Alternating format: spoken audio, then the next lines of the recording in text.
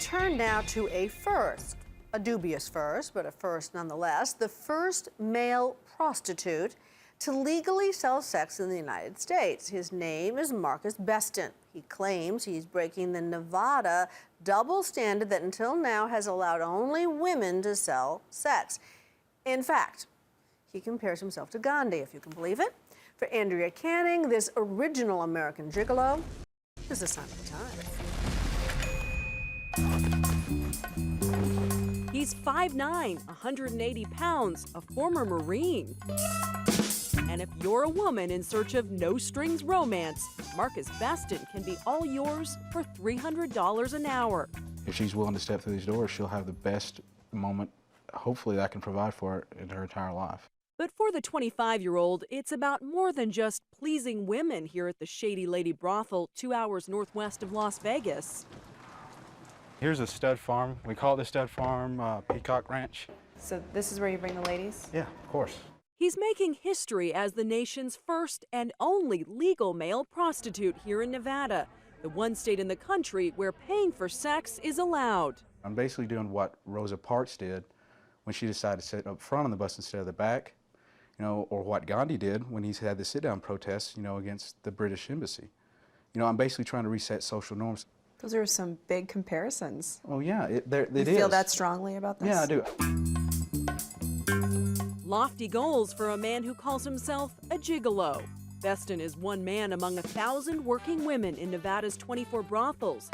World-famous Bunny Ranch. But you won't see him in a typical lineup like this one at the famous Moonlight Bunny Ranch, or entertaining in one of the themed rooms at the Shady Lady. He has his own turf out back where he services female-only clients. It's like a home and garden, you know, you see those houses. It's inviting and open and a really comfortable atmosphere. So if a woman wants to take a shower with she's you, more that's... willing, yeah, it's all good. If she wants to be cleaned or, you know, anything that you specify. Bobby Davis, the brothel's madam and owner, says the slow economy and the demand for male prostitutes forced her to think outside of the box. Why men? We've had requests with couples that wanted to add a girl and a guy, and we could always add the girl to the mix, but we could never add the guy. We've had more and more requests for that, so we decided to go ahead and at least try it.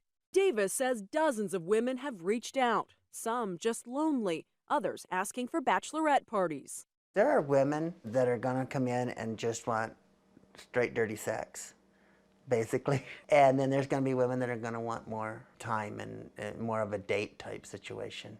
Adding a stud to her all-female stable wasn't easy. It meant overturning a 73-year-old Nevada law that barred men from joining the trade. Why have men not been able to do this in the past? Well, it was basically a flaw in the state law. It determined that all men had to have a cervical exam. And so when we pointed that out, they said, well, that's not right. We can't discriminate. So they were willing to change it from the cervical exam to an urethral exam. How does your client plead not guilty to all charges? But Heidi Fleiss, the once infamous Hollywood madam, says it won't work. Fleiss, who 3 years ago tried to open her own male brothel called Heidi's Stud Ranch, says it's more than just the law, it's the merchandise. Who is going to drive to the middle of nowhere, especially to a dump, and sleep with some guy who doesn't look like the type of guy that women are going to pay? We're not like men. Men will sleep with mud.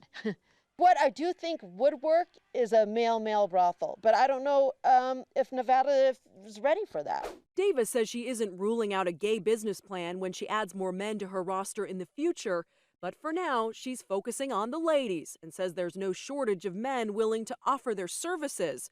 Over 100 applications have come in from bartenders to real estate agents, many who lost their jobs in the recession. So a lot of men might think this is going to be a lot of fun, but you know, and it does become a job. By the third or fourth year, it's a job. And as long as you look at it that way, a lot of people can do it. Not everybody's cut out for it. And yes, size matters. What about your physical requirements? I'm well endowed. I'm above average. But women said that, you know, if you're too big, it's very uncomfortable. So I'm right in the middle range. Beston is used to the scrutiny. He came to the Shady Lady after a failed attempt at the porn industry left him homeless in Los Angeles. Now I have a place to stay.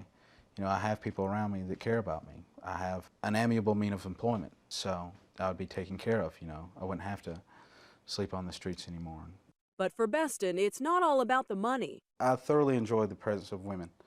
Women are like fine china. And what makes you so qualified? Have you slept with a lot of women? No, I've only slept with 3 women my whole life. That doesn't make you question your ability or No, think, Lord, whoa, no. all these women are going to be... No, Lord, no.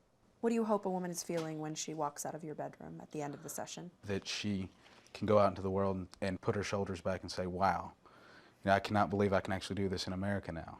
A hard sell from the lone gentleman in the world's oldest profession. I'm Andrea Canning for Nightline in Nye County, Nevada. According to his employer, Marcus has had 4 clients so far, all women in their 30s to early 40s who book 2-hour sessions. At least he's paying taxes.